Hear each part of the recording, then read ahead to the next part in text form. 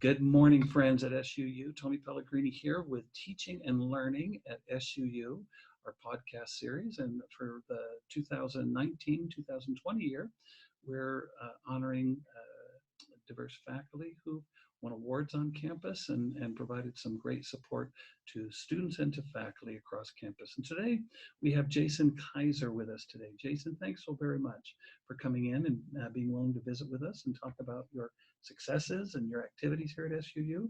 Could you start with maybe telling us a little bit about how long you've been here, where you've come from, and a little about your background? Would you be willing to do that? Sure. Thank you so very much. Thanks for inviting me. You are welcome.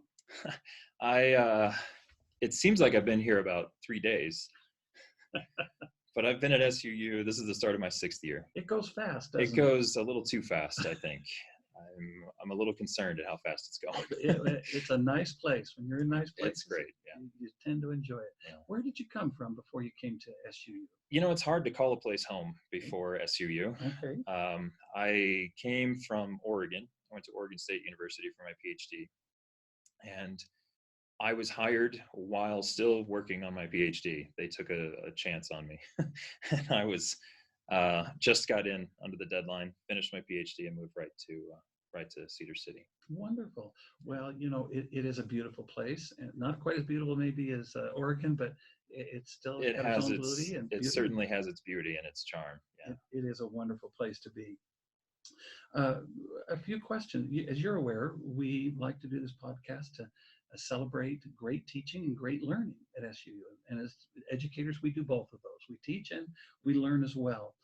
Can you tell us a little about some of the courses that you teach, some of the passions that you have for the content that you really dive deep into? Yeah, I think I tell a lot of students when I start, I'm going to reveal a secret. We'd love to. Don't tell anyone.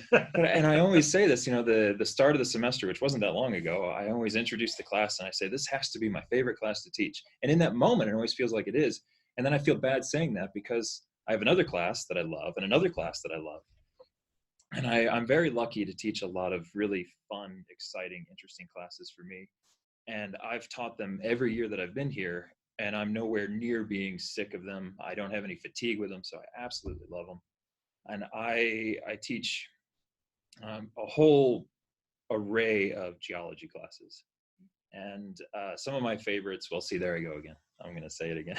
Okay, we love it. I really love teaching a natural hazards and disasters class because that really gets people thinking. Our attention, doesn't it? Yeah. When you show videos of volcanoes erupting and earthquakes shaking buildings to the ground and hurricanes destroying a coastline, it's devastating. It's scary, but it's also fascinating. And scientifically, it's thrilling. So I really love teaching that class. It gets people interested in what we do in the science. It lets people know what we do in the science. And so I really do enjoy that class. As far as our geology majors, I teach pretty much anything related to how rocks form. On the surface, I think that sounds kind of boring. And even saying it sounds pretty boring. How do rocks form? And it usually has a pretty simple answer until you spend 15 weeks talking about it. But how do rocks and minerals form and grow? And that's what we talk about, from the chemical level all the way up to their role in geology. And see, because you've got my interest peaked already. And there we go. Now, plants grow. Rocks grow? Rocks grow, yeah. They grow. Okay, they form as simple molecules and they just keep going. Well, so they get bigger and bigger. Take your class. And then they erode and they get smaller and smaller. And then the process starts over. That's wonderful. So we spend a lot of time talking about those sorts of things. Anything related to, my expertise is in volcanoes. And so I spend a lot of time thinking about and studying magma chambers. And so how do minerals form and grow in magma? How does that lead to an eruption? Those are the sorts of questions that and now you got me full of questions here. Have you ever been to a volcano? Oh, of course, yeah. Tell me about one or two that you really are excited about to see, or that you share with your learners. You know, I think one of my favorite places in the world for teaching, for my own personal kind of mental health space, just a place to go, it's got to be Yellowstone National Park. And that's actually the park that got me into geology. I didn't even know that Yellowstone was a volcano when I was in college. Maybe I shouldn't admit that. No, that's But, okay. We're but learning. We're I didn't lifelong know. learners. That's right. I didn't know. I was an engineering major in college. I started out as an engineer. And I saw a documentary, fell in love with Yellowstone without having even been there, and was fascinated. And the next day, changed my major. Oh my goodness. Okay. And so impulsive, yes, worked out fine. So here we go. But you followed that little voice. You I followed that that, spirit yeah. inside of you that said, "Hey, Yeah. this is what I need to do." And it was a pretty strong voice. It was yelling at me. So it was a pretty easy decision, and didn't make it to Yellowstone until years later. And it's hard not to fall in love with that place. And I was fortunate enough a couple of years ago to take a class to Yellowstone and spend a week there. That's one of my favorite places. A few years back, I was at a conference in Japan, and the point of the conference was understanding how volcanoes interact with local populations. So what hazards would that present? And so we're in this beautiful city in southern Japan, right in the shadow of a volcano that's erupting. The whole time we're there. And so the whole city's blanketed in ash. You have to kind of watch your steps sometimes. And then we went out and we were hiking around the volcano while it's erupting. That was one of the experiences that I will certainly remember for the rest of my life. How exciting. It was one of those confirmations that, yes, I'm doing the right thing with my life, with my career, because this is fascinating. And you can share that passion with your learners here at SU. Absolutely. That's yeah. wonderful. And I show those videos from when I was on the volcano all the time, and we get to talk about it a lot. And I hope the students get to see that it's been years. I've been at this for a little while, not that long yet, but I'm still like a little kid when I get to talk about geology, not just volcanoes, but just geology in general. I'm like a little kid, and I get excited. So I hope that translates to their excitement. That is wonderful, and I'm sure you've had teachers that have inspired you along the way, and you're doing the same for your learners now. Absolutely, I'm paying it forward. I hope. I think you are. You certainly are with me, and I'm not even that interested in rocks. So that's wonderful. Soon I we'll will get be. I will be. The only rocks I'm interested. My wife's interested in getting out of our garden. So those are the most common for me. Certainly, there are some common myths about the topic of geology or volcanoes, whichever you'd like to deal with or both. Mm-hmm. What are some of the myths? You talked a little bit about secrets already. Tell us a little about myths. I think, well, I don't know if they're myths for the science, but they're certainly myths for me. A lot of people assume you're a geologist, where's the oil? Okay. Or where's the gold? I have no idea where that. Or you wouldn't be teaching, would you? Or I'd be going to do that, and no, I don't think I could do that for a career anyway. But there are a lot of times where people come in from the community and they think they have a chunk of gold, and they hand it to me, and they're like, "I found gold, help me," that sort of thing. I think they assume that every geologist is an expert in oil and gas or minerals. And yeah, I teach about minerals, but I don't necessarily know how to mine minerals. I don't necessarily know how to mine iron ore out of the ground. I'm not an expert in that. And I think a lot of people think geology, it's something to do with dirt or licking rocks, or we're called rock lickers all the time. So something with that, or finding oil or gas. And those are all parts of the science, but it's such a diverse science. And it's really anything to do with the natural systems of the planet. And so people that have foundations in geology can go on and study the climate. They can go on and study meteorology, or maybe they start with climate and meteorology and they go into other parts of geology. Oceanography, paleontology, these are all fields that are kind of housed under this big umbrella of geology. And so people have a very limited view. It's not necessarily a myth, but maybe it's just a limited view of what we do. So okay, that makes total sense to me, and it provides a lot of opportunity to be able to see how you can connect with others, with other interests in those areas. Yeah. We've talked a lot about you've talked a lot about so far about that content, digging deep into that content.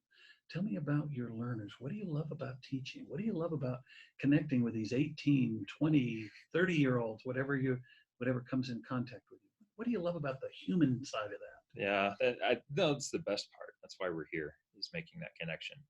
And, like I said earlier, in the hazards class, it's really easy to connect because I can show them a video or a picture and I can see their face right away and I can tell, okay, you're hooked. Let's talk about this. And I really love that connection, especially being in Southern Utah, where these students are predominantly from Utah, Southern Utah. they see this thing all the time. They drive past it all the time. And then I tell them what it is. And just opening that door and adding that little bit extra knowledge to their, maybe it makes their drive a little bit more complicated now because they're thinking about things a little bit Or a little on a scary. deeper That level. cinder cone may turn into a volcano someday. Look at you bringing geology I'm terms an in old already. elementary principal from Hurricane, and There so we we go. had some cinder cones down there. That's true. Yeah. And those are the examples I use. So I really do like bringing that connection, or I guess building that connection between the students and their own backyard. They get to see, oh, I've been living on this fault line for a long time. Now I understand the fault line even better. Or I've been living next to this volcano or this landslide or whatever it is. And just that look on their face when they get that connection, that's really important to me. And so then I know I have them when they're coming up and they're asking me more and more questions about it, and I thrive on that. And with the majors, it's kind of the same thing, but at a deeper level, where they assume kind of a generic model, like, okay, well, this is how the world works, so this is how this system operates. And then my famous thing is, well, it's a granite isn't a granite anymore in my class, and so it's far more complicated, and so you won't call it a granite anymore, for example. So students find out how complex things are, but then they really become invested in that complexity. And so I really like showing them how complex things are, but yet how accessible they are.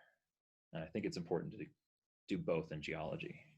And I really appreciate, from the point of view of a student, your willingness to listen to questions and to answer questions, or to address questions and see. Yeah. Some don't see questions as a benefit to our. Oh. You didn't get this here. If you still have questions, but I really appreciate that that questioning. I think if they don't have questions, I'm not doing my job. I that's in my classes anyway. The way I've designed it, the way I hope things go, if they don't have questions, something didn't work. And my job, as I see it anyway, and maybe I'm wrong, but my job is to spark those questions. And then maybe I'm the answer, maybe they go find the answer somewhere else. But as long as they're asking the questions, I've done my job. That's wonderful. So, and that's lifelong learning. That's what we hope we are able to engender in our learners. Let's see. Talk to us a little bit, and let's go back in time just a little bit. I know you started up at the University of Oregon and Oregon State. Excuse me. That's a big difference. Oh, it is. I am so far embarrassed. I got Oregon right. There are going to be ducks listening to this. I am so embarrassed. Please forgive me. Please forgive me. But can you go back to a little bit of how you got started, and that you've mentioned that that you were focused on engineering, but oh my goodness, that one thing happened in regards to changing your life and changing your perspective. Again, maybe for our learners that are searching or looking, am I really studying the right thing?